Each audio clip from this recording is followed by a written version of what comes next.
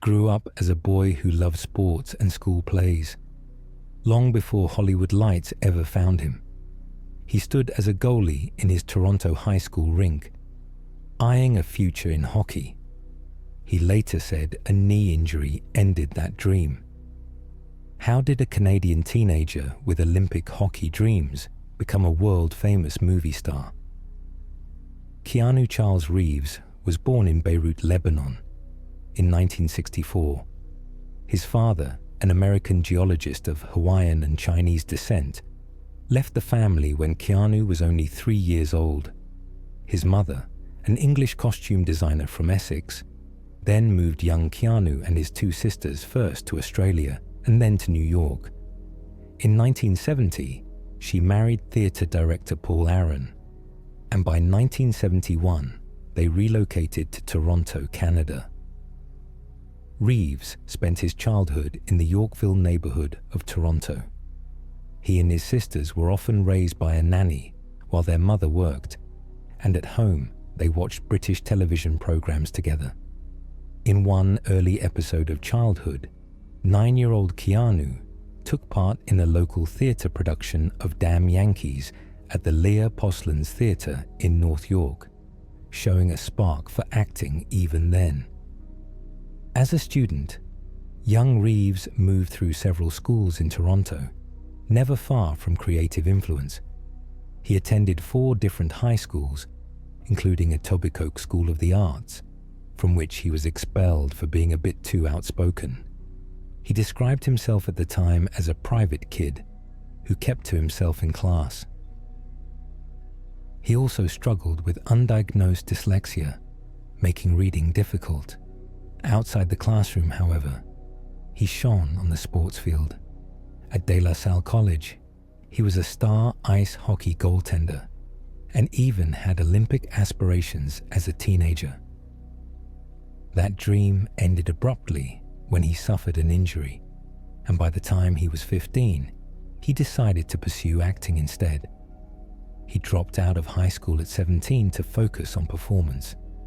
During this period, he worked odd jobs to survive, including answering phones for a film company and even appearing in a Coca-Cola commercial.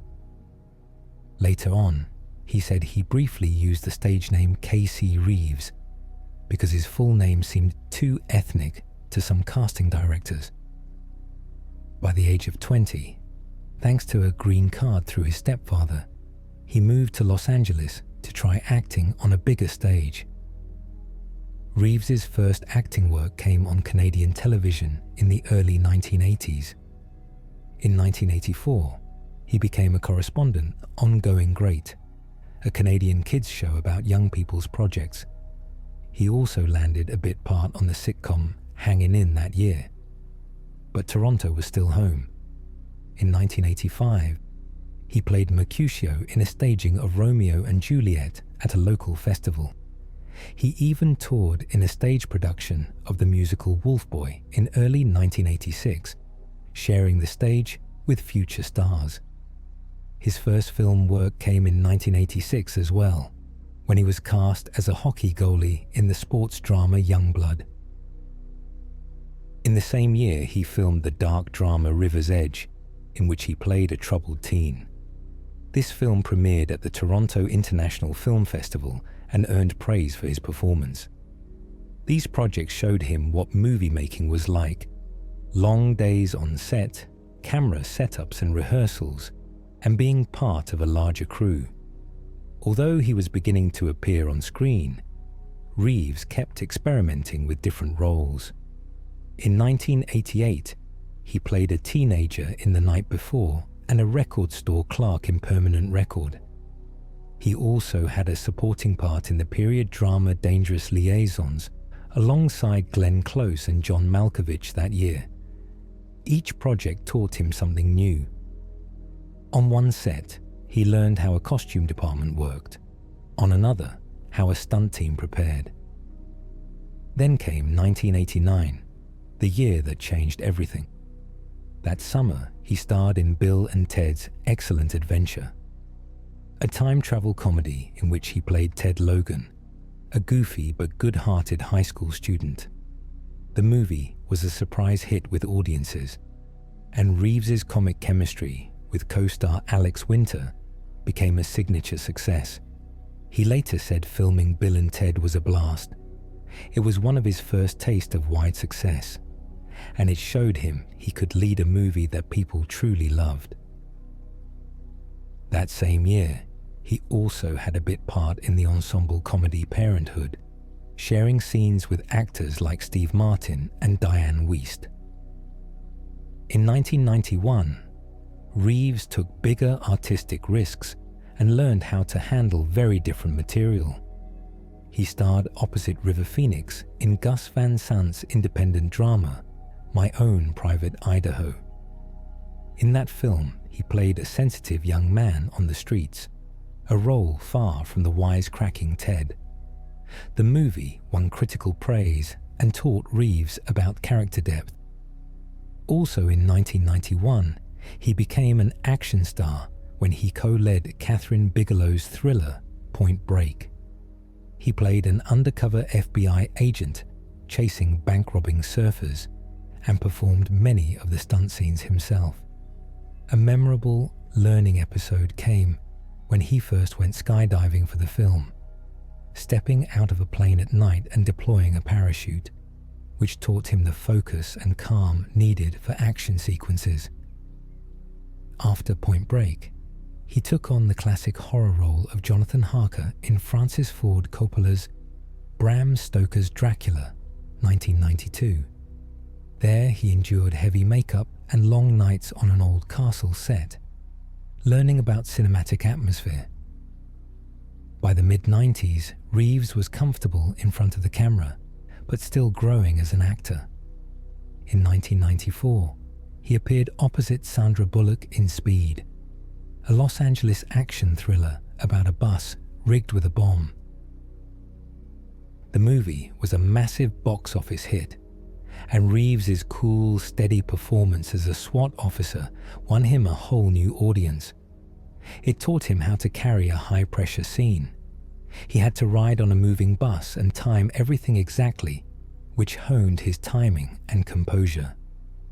After Speed, he tried romance and drama. He played a soldier in A Walk in the Clouds, 1995, and a driven lawyer in The Devil's Advocate, 1997.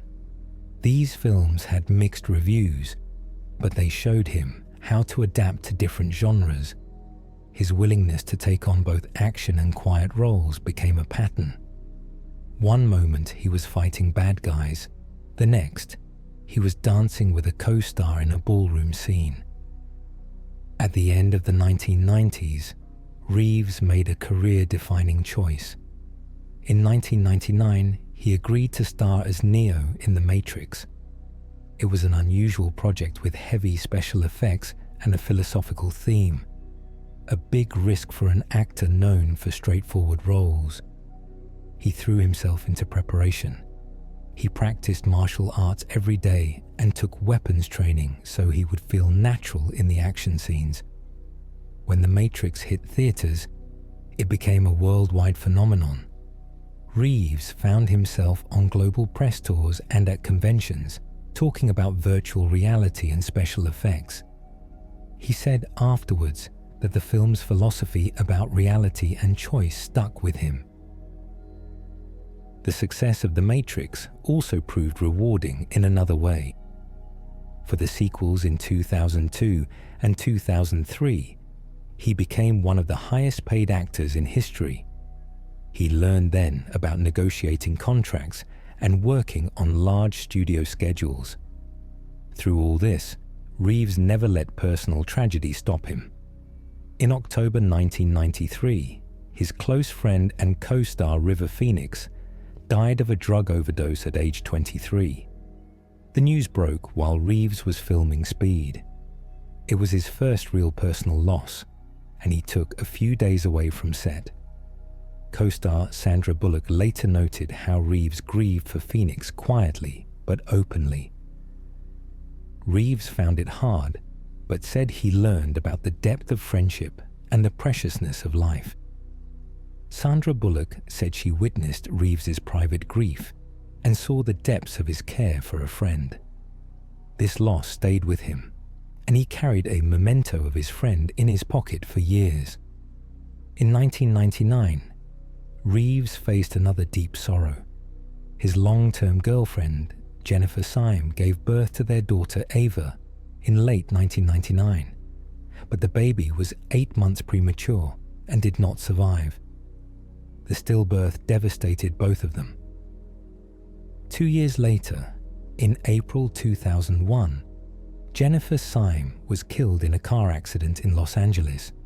He was in seclusion when the news reached him. A friend told the press that Keanu is heartbroken and that they were extremely close. He later said these events nearly broke him, but gradually he learned to carry on. From these losses, Reeves once explained, he learned how much life could change and how to appreciate each day. Life is precious, he said years later, a quiet motto he took from those experiences.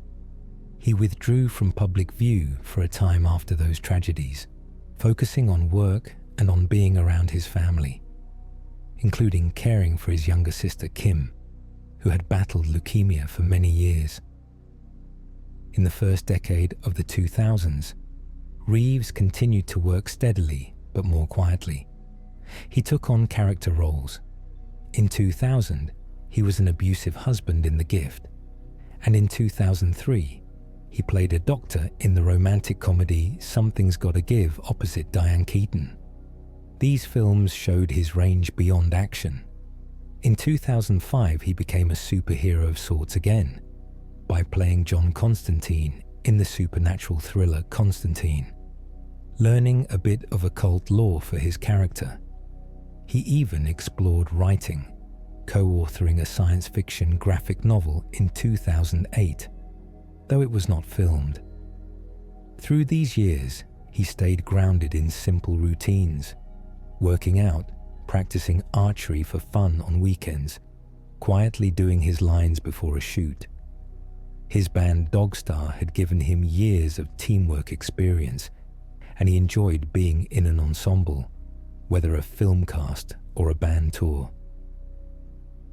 In his free time during the late 90s and early 2000s, Reeves also pursued other passions. He co-founded the rock band Dogstar in the early 1990s and continued playing bass well into the 2000s. The band had modest success. They recorded albums and went on tour. For example, in 1995, Dogstar played a series of dates across the United States and even supported artists like David Bowie and Bon Jovi on tour. On stage with Dogstar, Reeves found a different kind of applause. Music tours taught him about life on the road and teamwork. He later looked back on those days as a fun break from film sets, jamming with friends in a garage in Los Angeles, rather than rehearsing lines on a movie lot. He even joked that he started the band by asking the drummer friend if he needed a goalie on his hockey team. Only the team became a band instead. Despite these joys, Reeves kept a calm personal profile.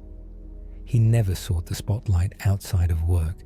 Friends and journalists often noted his kindness. For instance, a viral moment in 2015 showed Reeves giving up his subway seat to a woman on a crowded train, an act he later said felt natural.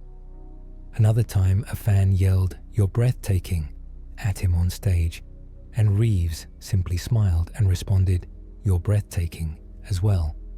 A moment captured in 2019 that delighted the internet. These small acts weren't planned, he said, but simply part of treating people well. Co-workers observed he was always polite on set, thanking each crew member at the end of a long day. He also channeled his resources into philanthropy, motivated partly by his sister Kim's 10-year battle with leukemia. Reeves quietly donated a great deal to cancer research. As reported by Vogue and others, He gave a lump sum of over $31 million from his Matrix earnings to fight leukemia. He told Ladies' Home Journal in 2009 that he runs a private foundation supporting children's hospitals and cancer research, saying only, "It helps aid a couple of children's hospitals and cancer research."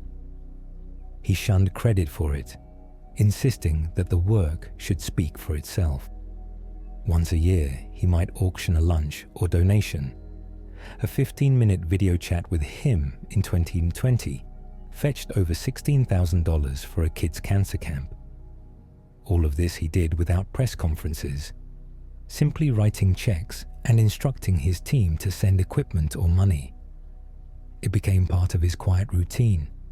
Between films, he would meet with hospital staff or schedule a donation transfer, then slip back into anonymity. As the 2010s arrived, Reeves's career experienced a surprising renewal. In 2013, he made his directorial debut with Man of Tai Chi, a martial arts film filmed in Hong Kong. He also began working on new action projects. The big comeback came in 2014 with John Wick. He played a retired hitman seeking justice after tragedy, and the film's raw action and clear motivation resonated with audiences. Making John Wick involved rigorous preparation. Before filming any scenes, Reeves spent 3 months training intensely in martial arts, weapons handling and driving. He arrived on set ready to shoot his own stunts. The movie required long takes of hand-to-hand combat and gunplay, and Reeves's willingness to run full speed with a sword or fire dozens of rounds made filming very physical.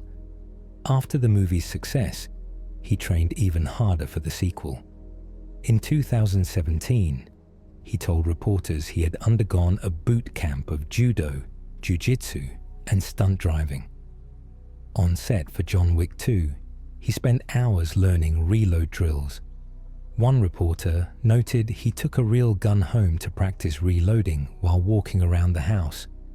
For a driving stunt, Reeves actually got behind the wheel of a classic Ford Mustang and rammed it into another car as part of a scene. He laughed afterwards, saying, "They said, 'Get in the car and drive backward into that other car.' I was surprised about that, but he did it, even ripping the steering wheel off the column in the crash. The experience was intense but fun to him, and it gave John Wick a raw authenticity." This hard work paid off. The John Wick films became a blockbuster franchise, and Reeves relished playing the role again in sequels. One colleague noted he would happily repeat boot camp training for a third time. Meanwhile, Reeves continued to explore other roles. He lent his voice to characters. In 2020, he voiced the great stuntman Duke Kaboom in Toy Story 4, bringing a cheerful energy to an animated hero. He also voiced the rocker character Johnny Silverhand in the video game Cyberpunk 2077, 2020, speaking his lines in a recording booth late into the night. In 2021, Reeves happily reprised his 2 best-known roles for new chapters. He played the grown-up Ted again in Bill and Ted Face the Music, 2020, and the sage Neo again in The Matrix, Resurrections, 2021. Meanwhile, the John Wick saga continued with new installments. In each of these late-career projects, he approached filming as he always had, with professionalism and a steady hand.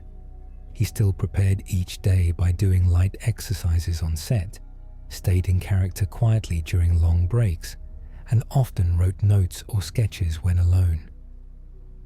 On one clear spring morning in 2021, he spent an hour rehearsing a fight scene in an empty studio hallway, just to make sure his punch looked authentic on camera. It was a small routine, but he treated it as seriously as ever, carrying the discipline he learned on hockey ice and dojo mats into every frame. Throughout the 2020s, Reeves remained private about his personal life. In the mid-2010s, he had formed a creative partnership with artist Alexandra Grant, collaborating on 2 books. They even started a small publishing company together in Los Angeles. By about 2018, their friendship quietly became a romance. Actress Jennifer Tilly, a friend of Grant's, said in 2020 that she first learned of their relationship in 2018. The couple appeared on a red carpet together for the first time in late 2019, but before that, they had been seen holding hands at private outings. In August 2020, Reeves confirmed to Parade magazine that Alexandra was his girlfriend, saying simply, "It's been really wonderful to be with Alexandra." The two enjoyed riding motorcycles and running their publishing business during the pandemic lockdowns. He spoke of her with affection in interviews, noting that they both worked quietly behind the scenes and came together when it felt right. Yet throughout all this, never stopped being the same modest person. Fans noticed that on their outings, he declined the spotlight, letting Grant speak freely at events and walking just one step behind her camera ready, as he always did. In his home country, Canada, Reeves's long career and generosity did not go unnoticed. In 2020, the New York Times ran an article listing him as one of the very greatest actors of the 21st century. That same year, Time magazine named him one of the world's 100 most influential people. Awards like those were never Reeves's goal. He never attended awards shows, but they reflected a quiet respect from peers and fans. He also has a star on Hollywood's Walk of Fame, awarded in 2005, and had plans to help fund a children's hospital in Los Angeles, though he kept those efforts out of the press. Now, in his late 50s, Keanu Reeves still approaches each day with the same steady composure he had in childhood. He bikes and meditates in the morning, works on upcoming film and writing projects during the day, and spends evenings quietly at home or with close friends and family. He never lets grief or fame overwhelm him. As he has said of the lessons life taught him, life is precious. This simple belief seems to guide him in every decision, whether agreeing to a new film role or writing a personal check for charity. In the end, Reeves's journey is one of persistence and quiet strength. He has traveled from Beirut to Toronto and Los Angeles, from school stages to blockbuster premieres. He experienced great triumphs and heartbreaking losses, but through it all, he remained grounded. He built a decades-long career, not on sensational drama, but on day-to-day hard work, learning his lines on coffee-stained scripts, staying late to help a young co-star, training before dawn for a fight scene, and always returning to his calm self each night. The final scene of his story is still being written. With each new project he completes, he gently closes one chapter and opens another. And as he continues moving forward at his own pace, one thing is clear: Keanu Reeves lives by what he believes, quietly proving that life truly is precious.